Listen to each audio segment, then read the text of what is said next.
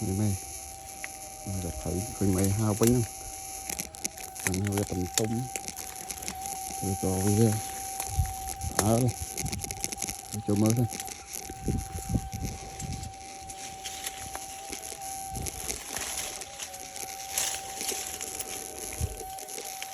Ồ này mình ở đây nó mình tầm tối mấy đấy. Wow khủng á.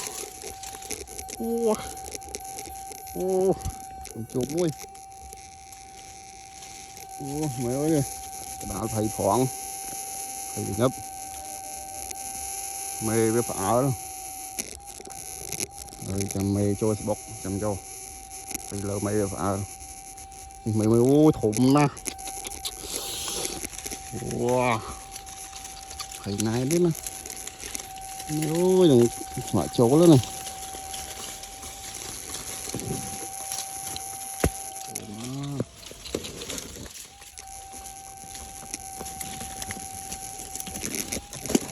Ôi thật đấy.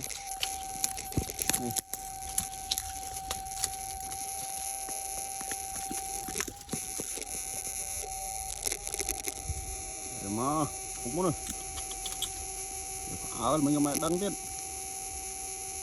Ở hờ mấy. Ủa thổ mà. Ôi mẹ. Wow. Vô mẹ mẹ ơi. Muốn đi vào vô. Giờ này anh biết. Ô thân.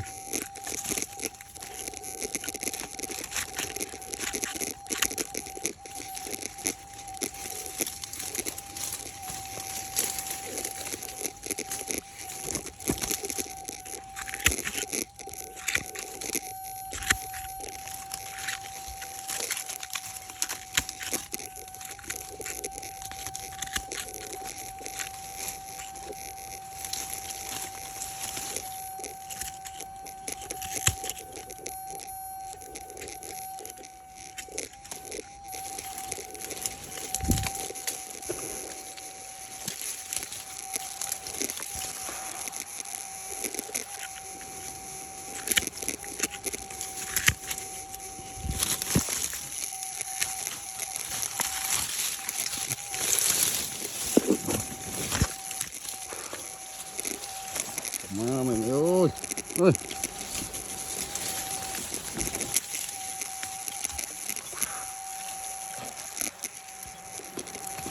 mới thân hiện tắc ăn bánh sáng ăn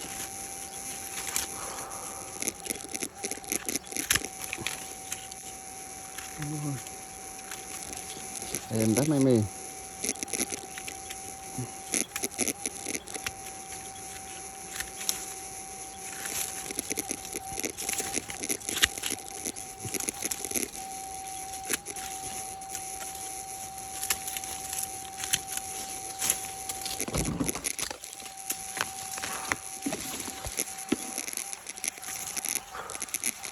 nó bật con túi tiền nó bật con đi có bật con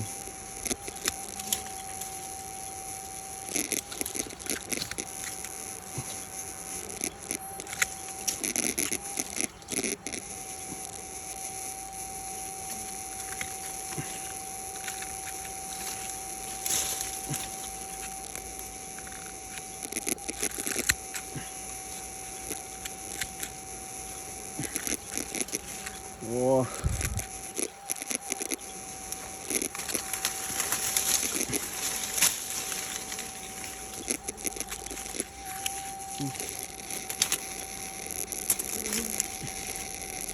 Nó đâm chơi wow. Bạn mua thế hoặc đây